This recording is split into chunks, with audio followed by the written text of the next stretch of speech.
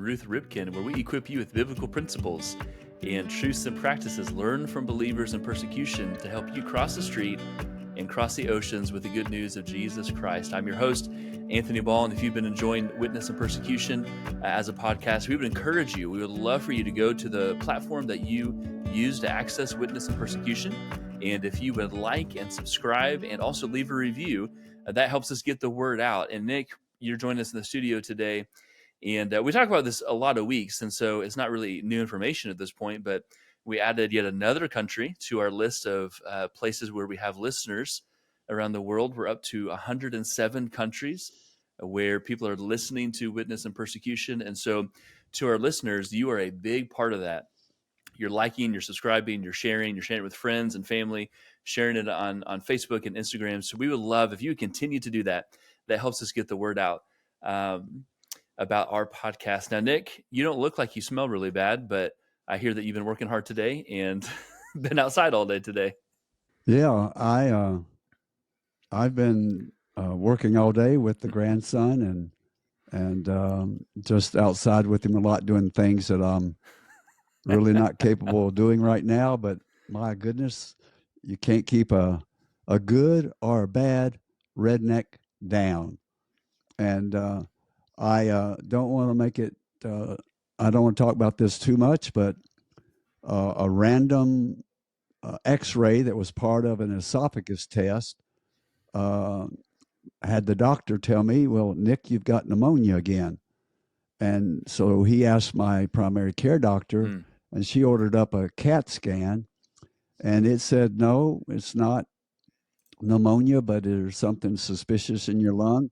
So I had a PET scan, and that ended up me going to see a cardiac and heart surgeon that deals a lot with lung cancer and cancers around the heart. And he looked at my X-ray and the X-ray and CAT scan and PET scan, and he said, "I'm cautiously optimistic you don't have cancer." Yeah, but sounds right. I don't know what this is. So Monday, did I do this Monday? Monday or Tuesday? Yeah, Monday. I had to be at the hospital at 6 a.m. in the morning. It was Tuesday, Monday or Tuesday, doesn't matter. At 6 a.m. for a 7:30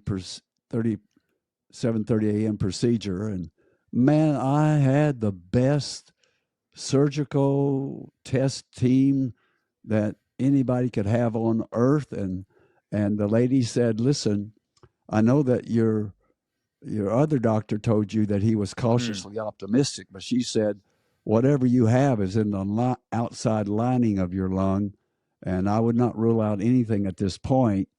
And she said, "Since you'll be so drugged, you won't remember me coming back in and talking to you.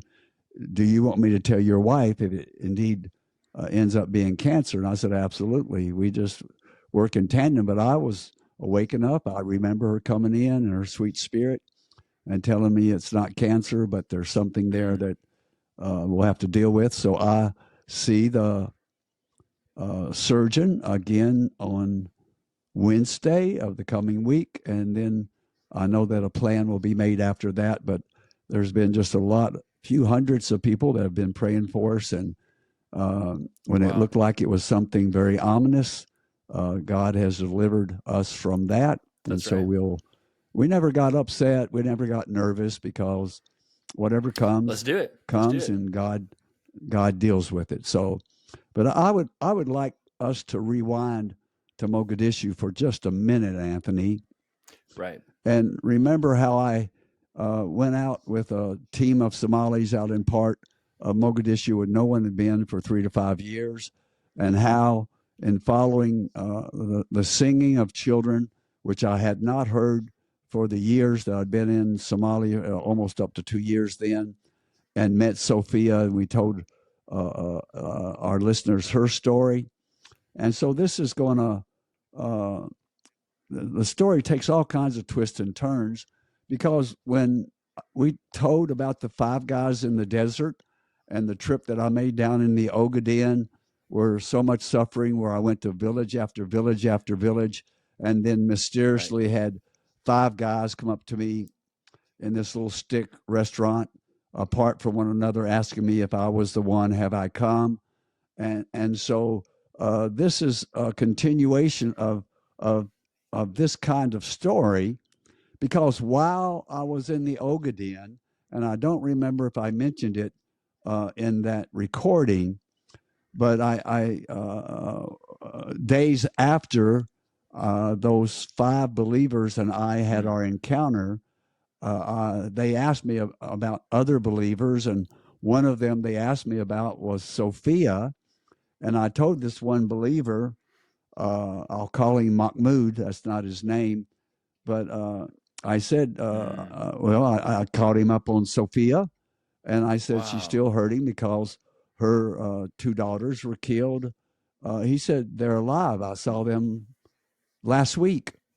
And so I got in a truck immediately and went to this place, a village that was 95% deserted, and found out that her daughters were alive, but that her grandparents had gotten word about them from Kenya and had crossed the river Wow. into Ethiopia, into the Ogaden, in that camp. And 2 days ago, they'd come in and got those daughters and taken them to Kenya. Now, because of various things I won't go into, Sophia was forced out Mm. of the Mogadishu area.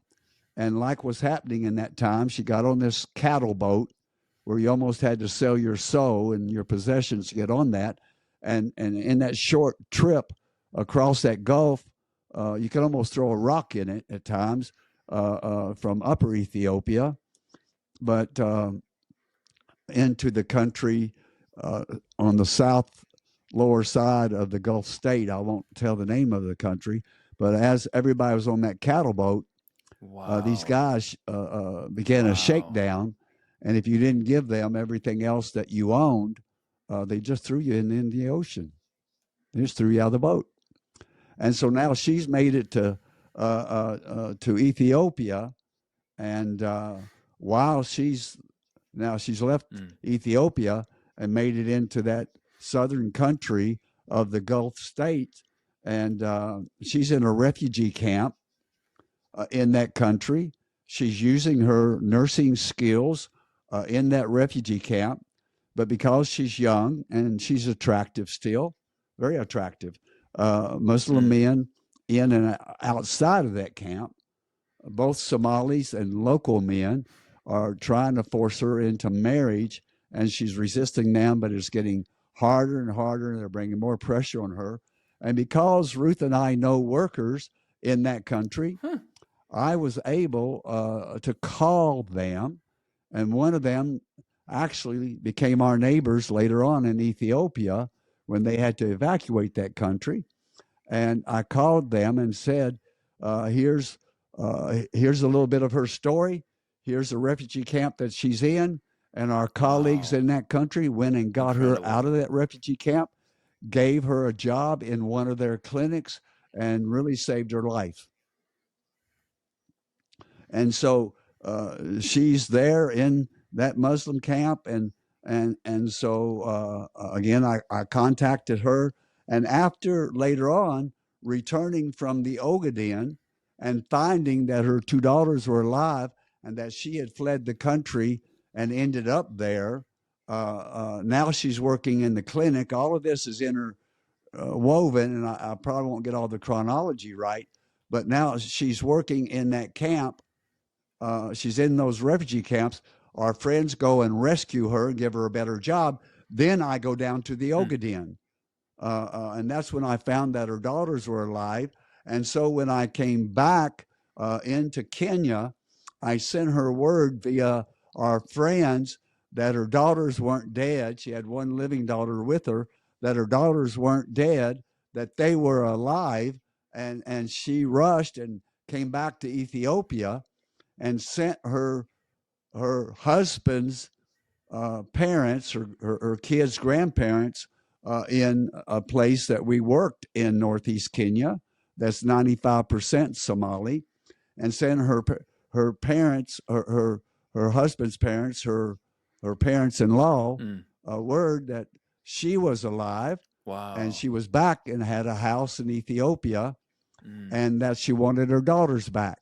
And they said, no, absolutely not. As long as you're a Christian, you cannot have your daughters back. And so this went back and forth, and they're talking to policemen, and she's trying to exercise her parental right.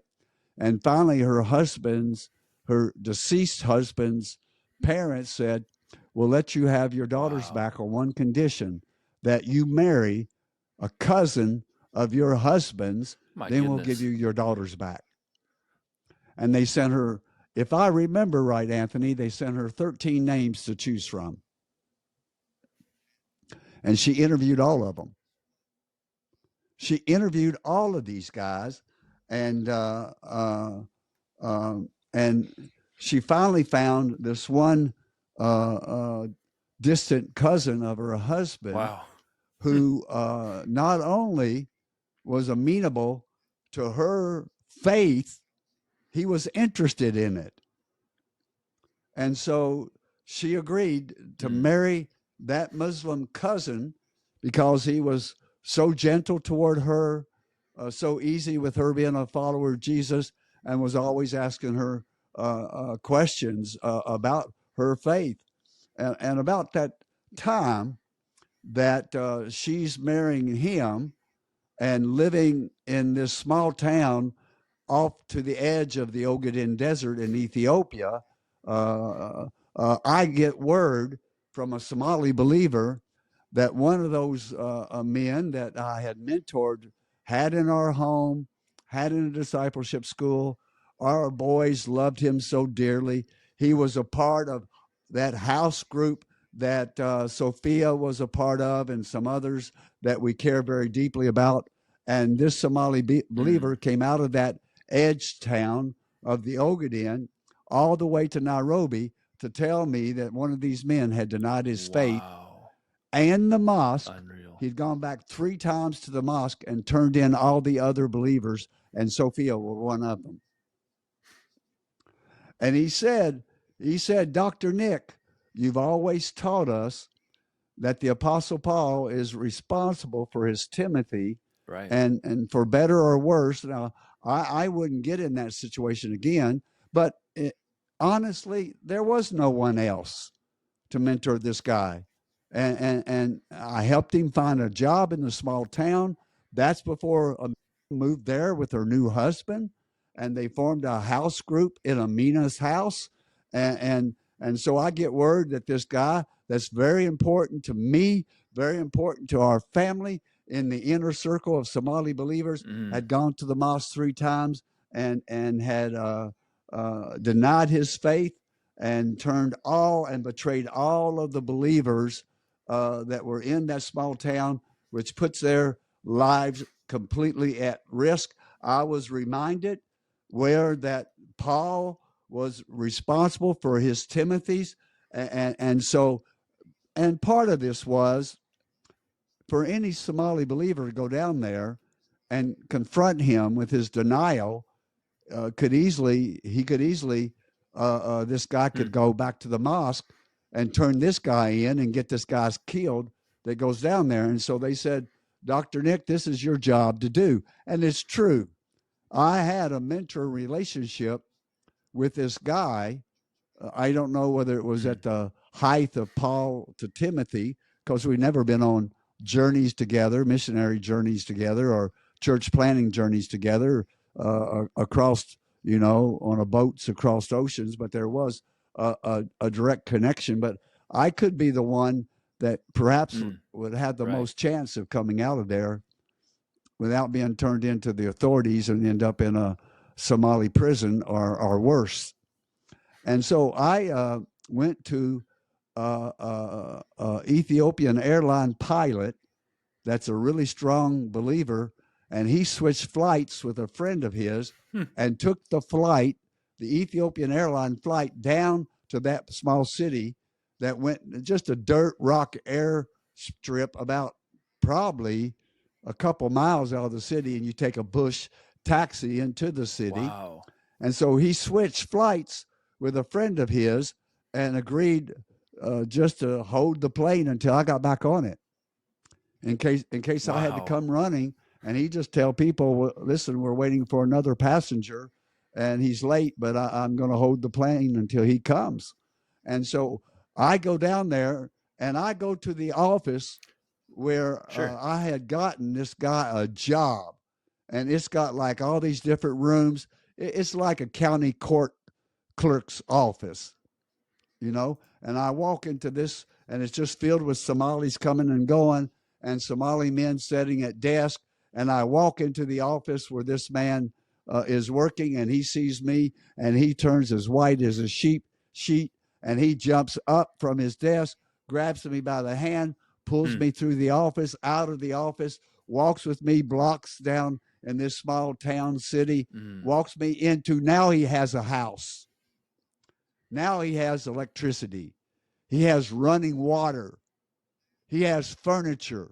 He has a TV that operates off of a car battery. I mean, but when I mysteriously appeared in his office, he was terrified, and he walked out of there. And now he's got this nice house, nice furniture, food in the refrigerator that runs off of a generator, off of a gas tank, and we sat down on the mat on the floor, and on the bottom shelf of his bookshelf, he pulls out a dirty, dusty Somali Bible, and he opens it up, and he begins to tell me all the things that he's reading and how Jesus had been speaking to me. And I said, you need to stop your lying, because I know what you've done. I've got the dates of the 3 times that you went to a mosque. I know that you denied your faith and that you'd never been a follower of Jesus. And not only that, you turned in by name all the other Somali believers that live in this town, this small city, that you had been in a house church relationship with. And I said, I need you to stop lying to me. He said, you need to understand. When you found me in the desert, I and my family, we all were near death. We had nothing. We had nothing. And now I've got this house. I've got this job. I said, yes, the job that I got for you.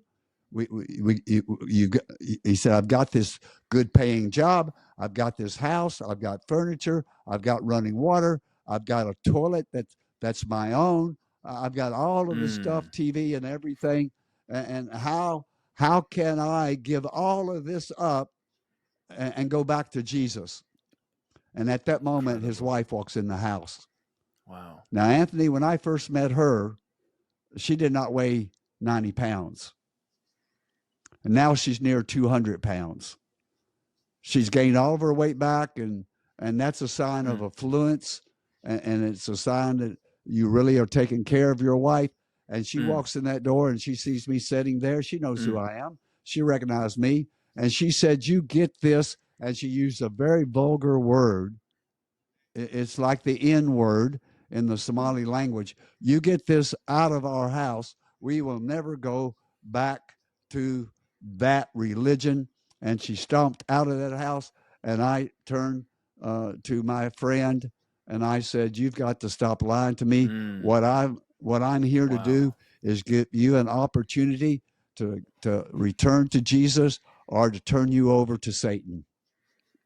That's the only 2 choices that you have of returning to eternity with Jesus, or the eternity with the evil one. There's no middle. There's nothing in the middle now.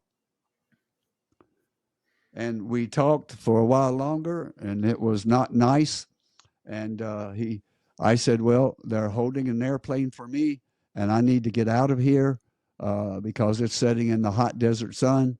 And so he does the right thing. He takes me by the hand and begins walking me, because I didn't really know how to go then, because the taxi had delivered me to his office. And I couldn't memorize how we got to his house. And so he's walking me through these alleyways that will take me back to the semi-arid desert where I'm a mile or so from that airplane. And as we're walking down this dark alleyway, out of these side alleyways, all of a sudden, these Somali men and women began to jump out of the alleyway. And I thought, well, this is not going to be good. This is going to end up, this is a mugging. This is not going to be good. And he recognized them and he stopped cold in his tracks. And all of a sudden, I took time to look, and there was Sophia. Unbelievable. That they had not had an opportunity to confront him. I don't know how they knew I was in town. I didn't want anybody to know because I didn't want to put anybody in danger. I just wanted to go there and confront him with his denial and call him back to Jesus if possible, and get on that plane and go back to Addis Ababa. And yet, how the word got out and the other believers found that I was in town, and they used me to go to Sophia's house with this guy. And for the first time, they confront him with the 3 times that he went to the mosque and how he had denied his faith and turned all of them in. And then he said to them, I did no such thing. And I looked at him and said, oh, you're standing over the abyss. Now, I didn't use that word, but you're standing over the dark hole that ends in hell. And you got to start telling the truth and stop lying. And he admitted to them. Now, she's sitting there by her new Somali husband, and she's pregnant with his son, but she's just newly pregnant. And you don't really mention that. You're not supposed to notice that. But one of the other believers ended up telling me later on. And so we're now spending another hour while that plane is waiting for me. And she's, and they all are confronting him. He's admitting it to him. And they finally cast him out. And I asked them before they cease meeting together, is there any way that he ever can be restored to your fellowship? And they said, no, there's no way. And the only way, I said, well, let me tell you what they've done in other places where not exactly Judas, but near Judas shows up. And they said, yes, if we watch his life change back to a follower of Jesus, and he leads other Somalis to Christ and gathers them and their families into another house church, then we'll consider us bringing the 2 groups together if that's possible. But at the very least, we'll fellowship. But unless he leads others to Christ and gathers them, and we will never believe that he has returned to Christ. He never went back to the mosque, Anthony. Man. He never was allowed back into that house group because he never repented. He's in no man's land. He doesn't have a place to belong. He doesn't belong to Islam. He doesn't belong to Christ. He's just in that never, never world. And it's a horrible place to be. And so they used me to confront him again, how the grapevine knew that I was there. I was trying to, quietly go in and go out and not put them in danger, but it was their decision to come out of the alleys in that, out of the alleyways and use me to go back to Sophia's house to meet her new husband, who was a nominal Muslim, and then use me to confront him. And then one by one, they confronted him there too. And so I finally made it to that airplane and flew back to Nairobi, and they agreed to give her children back if she married. And once she married that distant cousin of her husband, they will give her daughters back, but they lied and they wouldn't give them back. And so she brought a case against them as the legal parent of those children. And the Kenyan police were involved, and they forced her in-laws, or the parents of her husband, to send those children back to where is living down there, where in that small town in Ethiopia. But because of the denial of faith, and because of the danger brought to her when she has her living daughter and now her two daughters that she thought was dead, they're still in that small town. But later on, well, let me just wait until that when I get to it. Well, she is about to deliver this baby, and she's in the hospital on IV, and the doctors and the nurses discover that she has a breech birth. There is an orderly in that hospital that scrubs floors and cleans up after messes and changes dirty sheets and things from surgery, that while she's in the hospital in labor now with this baby that is a breech birth, she hears the nurses and doctor, this guy hears the nurses and doctor talking. This is that blank blank woman that has left Islam, that has caused us so much trouble, and we haven't been able to harm her because the police are watching over her and have warned us and warned the mosque not to do her any harm. But if she dies in childbirth, there'll be nothing anyone can, accuse anyone of because of the difficulty of the birth. So we'll let her die trying to deliver this child that is undeliverable, and we're just going to let her die. And that orderly heard that doctor and the nurses talking about that, and he went and got a telephone somehow, somewhere, and called a believer that he knew that lived in Addis Ababa. She called us and some others there, and we got that Christian believing Ethiopian airline pilot to fly back down there while people are getting off the plane and others are getting on the plane. He takes a taxi, Anthony, and goes to that hospital and picks her up out of the bed, takes the IV with her. He takes the IV with her, brings her by taxi, puts her in the front of that airplane, hangs her IV bag up on the bulkhead somehow, and flies all of those passengers and flies her to Addis Ababa, where some Christians are waiting to take her to that hospital, where she undergoes surgery that night to deliver her baby boy. And the next morning at 10 o'clock, I'm at that house holding her baby son. Amen. Who does that but God? Who does that but God? And she goes and moves down into another part of Ethiopia.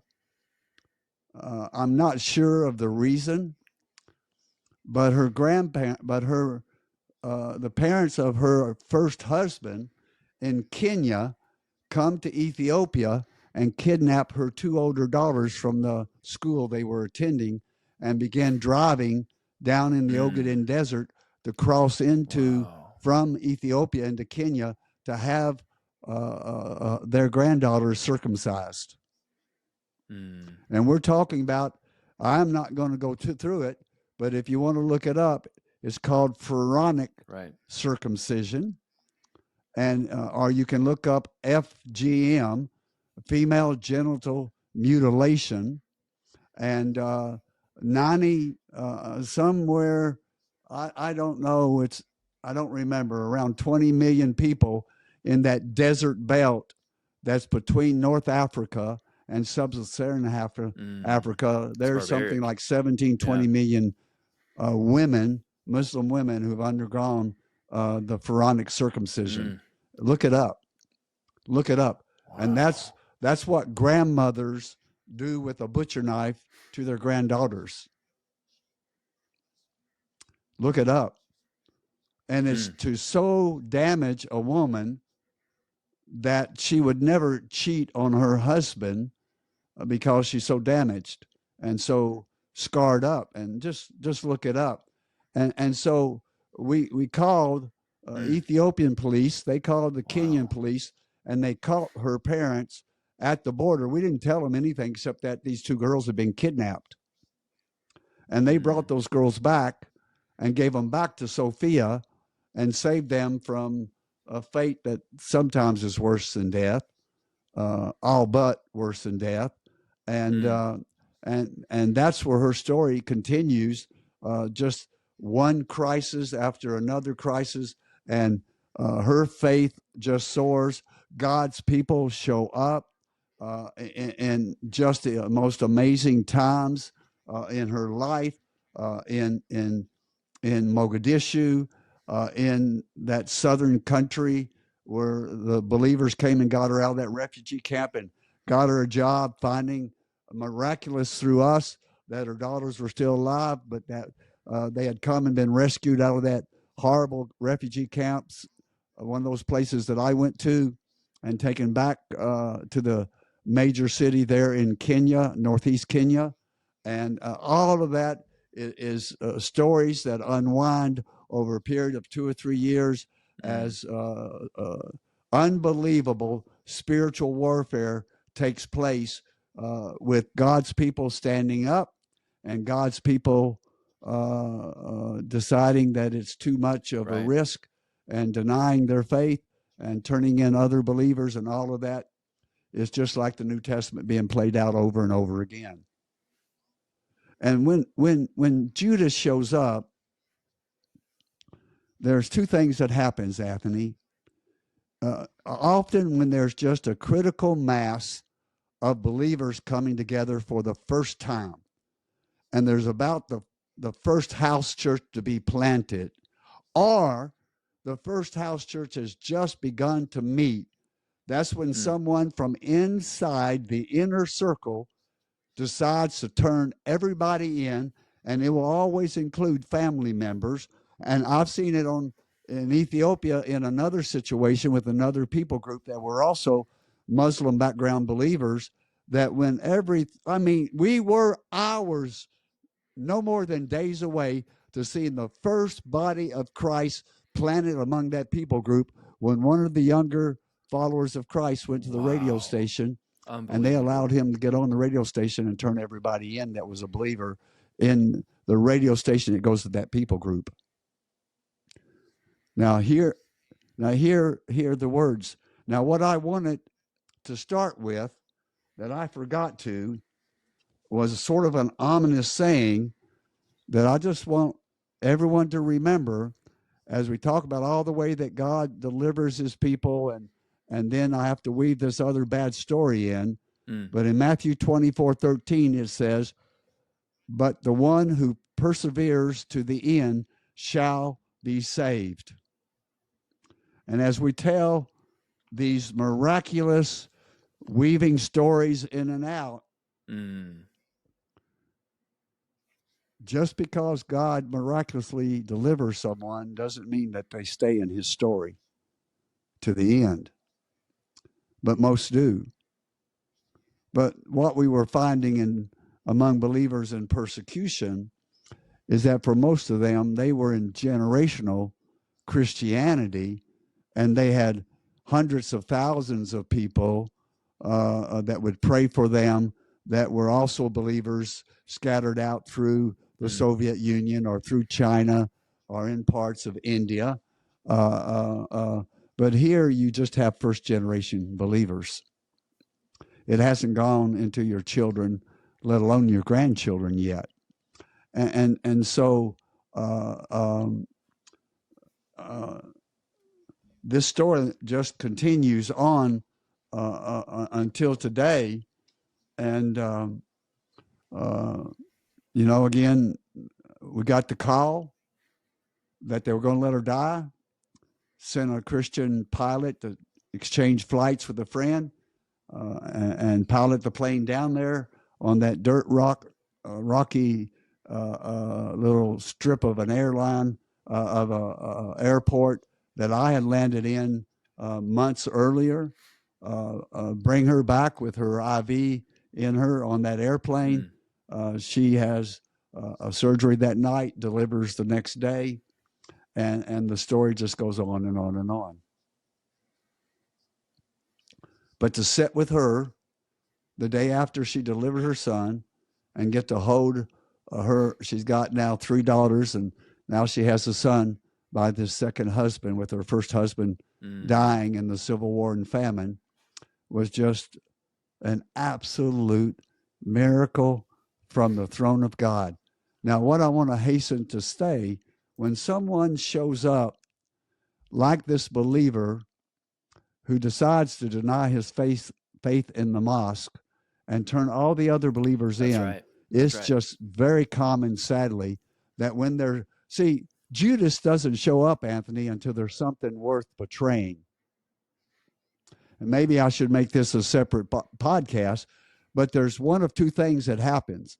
If you focus as a group of new believers or within the first house church, if you focus on Judas and the betrayal, then you will run away, and it will take you about 10 years.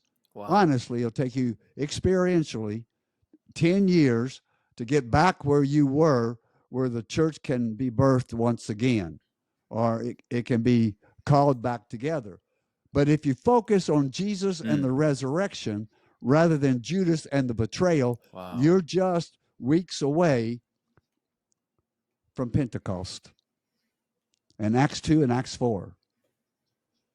Judas is always a tipping point in the life of new believers and the emerging church that is coming into fruition for the first time. You focus on Judas and the crucifixion, you'll fall away, you'll be scared, you'll run away, and you'll hide, and it'll take you 10 years to get back to where you were. But despite Judas and his betrayal and crucifixion of Jesus, if you focus on the resurrection, you're going into a time of multiplication that you will not believe can happen in the midst of all that persecution. But Acts 2 and Acts 4 become your reality. And all of this stuff is woven together in Sophia's story. She's in and out of all of these. And sometimes she could have been, she could have felt herself as being a victim, but she never was. She just trusted in Jesus to deliver her. And in some of the hardest situations, from thinking knowing her husband's dead, thinking her daughter's dead, being able to get her daughters back miraculously from her husband's parents. They get kidnapped. The police catch them at the border, return them to her. Just all these things, being pregnant and couldn't deliver her fourth child, a son, and they're going to let her die in the delivery room. And the pilot goes down and flies her out. She has surgery, and I get to meet her again and hold the baby the next day. You know, we always try to tell listeners to always write yourself into God's story. Everything that I've told today, every piece of these stories, and I could have taken hours to do it rather than this period of time. Every one of these stories you can find in the Bible. You can literally find them in the New Testament, and you can see them unfolding in the lives of people as we live today. If you'll put yourself in God's hands on the edge of lostness, be a faithful witness to the life, death, and resurrection of Jesus Christ. Get that witness in the hands of local believers as soon as possible. That means they lead people to faith, they baptize them, they gather them, and you remain an advisor on the edge, and you're always an evangelist talking about Jesus, and then local believers lead them to Christ, local believers baptize them, local believers gather them. You never, ever have to empower local believers unless you have taken the power from them. That's a great point. And so we do the work of an evangelist, but we don't have to do the work of a pastor. You know what happens when Dr. Nick Ripken leads some Muslim to Christ and baptizes them, and then others come to Christ in various ways. This will be another podcast. I'll just leave it for another time. But what those local believers will say, my salvation and my baptism is superior to everyone else's because I was baptized by Dr. Nick Ripken, who knows Jesus more and better than anyone could in this country, this people group, and has training to do so that no one in this country has access to. So my salvation and my baptism is the first class salvation and baptism. All the rest of you are second class. And we don't understand that.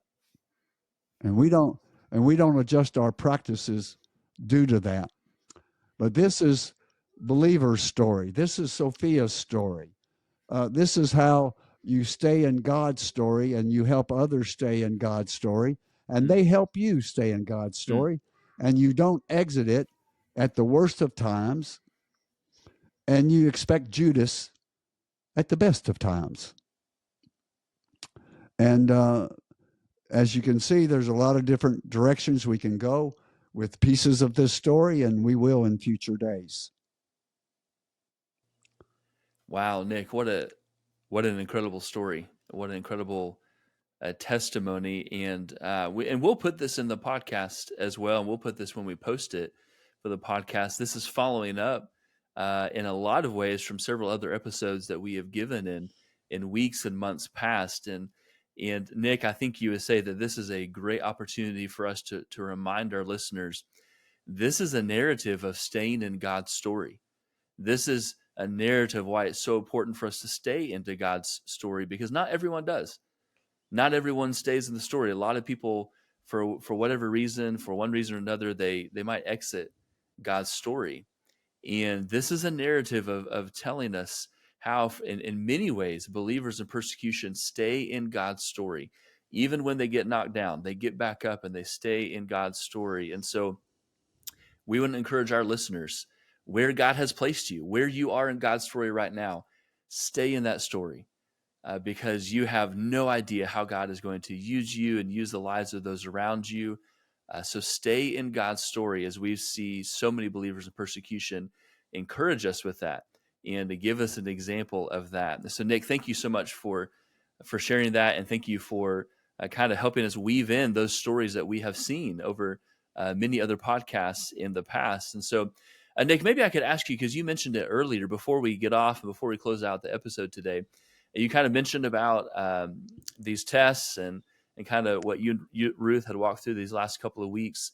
How can we maybe as listeners, I know we get people that ask a lot, as our listeners, how can we maybe pray for you all to stay in the story as you guys continue to give a voice to believers in persecution?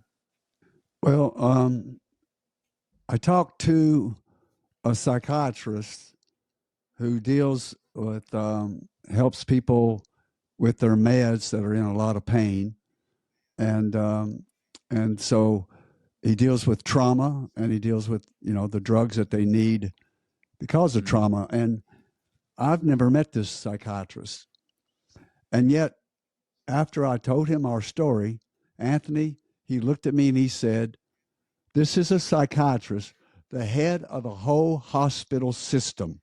He is the man that everybody goes to, and he can tell people, use this med, don't use this med, do this procedure, whatever." And he said to me, "Nick, Jesus loves you."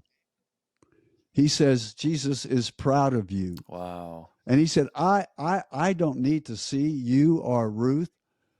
You have learned over the years how to take care of yourself, and you've learned how to take care of others in ways that I can't even imagine as a psychiatrist in America. The way that you all handle trauma, your spirits are intact, your joy's intact. But he said, all that you've seen, even all the interviews with believers in persecution in 72 countries, your body is acting out, because of all the trauma that it's experienced. And so I believe that your rheumatoid arthritis, your severe neuropathy that you got from malaria and toxic waste in both Malawi and Somalia, and now two very severe back surgeries. He said, I think they're all related, and they're related to what you have attempted for the Lord overseas. And he said, I want you to know this, that when I was in the 7th grade, I looked at the Catholic nun and asked her, why, if Jesus is resurrected, looking at him hanging on the wall in the Catholic school, why does he still have all those scars all over his body? And he said, the sister looked at me and said, son, those are his medals of honor. And if you give your life to Christ and you follow Christ, you too will bear scars such as this. He said, and she said to him, as Ruth and I say all the time to churches, you cannot have resurrection without crucifixion, because they are two sides of the same coin. They're twins. And he says, Nick, what I want you to do and take from our time together is I want you to suffer with joy. I want you to do your race to the end, and no matter what your body goes through, I want you to suffer with the joy, because this is your time of crucifixion, and God is using this to prepare you for the resurrection that he has in store for you. Now, that was a good day. Wow. That was a real good Incredible day to hear that from the head of psychiatry over a whole hospital system that I had never met before. And so we do cherish prayers. We still don't know what the pathology is going to say about the lung. We are thankful that it's not cancer, but there's something going on there that will have to be treated. But after the 3rd week of January, I had 21 straight days of antibiotics, but I'm allergic to 3 of the main top effective antibiotics. And so they're sort of stymied about what to use when something this deep in your tissue. And so Ruth and I want to run our race, or even limp in our race if we can't run it to the end. We were last week in a major university in Alabama. We were there for almost 7 days. We spoke in classes. We spoke in their seminary. We spoke to their mission groups. We spoke all day Friday and Saturday. We spoke for about 4 hours in churches on Sunday. We had people come to our house on Sunday, and a young couple who wants to go into missions, and spent from after church to after lunch with us. And then we had another group come in from another church, and after we and stayed with us from 4 o'clock in the afternoon to 9 o'clock in the evening, just talking about missions and how they could better prepare people in their body of Christ. And it costs me to drive the 8 or 10 hours down there, and the 8 and 10 hours back. I pay for that in a lot of pain and a lack of sleep. But my brother, it's worth it. It is worth it. Absolutely. And we get to see doctors, and we get to have meds, unlike our brothers and sisters in chains around the world. And we've learned from them, if you can't run, jog. And if you can't jog, walk. And if you can't walk, praise God, we're in a situation now we can do a lot of things electronically that we didn't have the venue to do that through for for all of our 37 years overseas. So we owe a big debt to our listeners for listening and for responding and for praying. And so again, thank you for the opportunity that you give us to honor our brothers and sisters in persecution, and at the same time investing in you. That's what we get joy in doing. Absolutely. And you guys do a great job. And I know so many listeners have firsthand knowledge of that. Nick, thanks for sharing that. We certainly will be praying. I know so many listeners will be praying and lifting you and Ruth up as you stay in the story, and encourage us through these stories of believers of persecution to stay in God's story as well. So thank you so much to our listeners. We appreciate you tuning in all over the world, to all of you in 107 different countries. We love you. We are so grateful for what you mean to our ministry and how you are helping us give a voice to believers in persecution all over the world. If you would like more information about our ministry, this podcast, Witness in Persecution, you can find Nick and Ruth's travel schedule, all kinds of resources from our ministry. We would encourage you to go to www.nickripken.com. Again, www.nickripken.com. Thanks so much, and we'll be with you next time.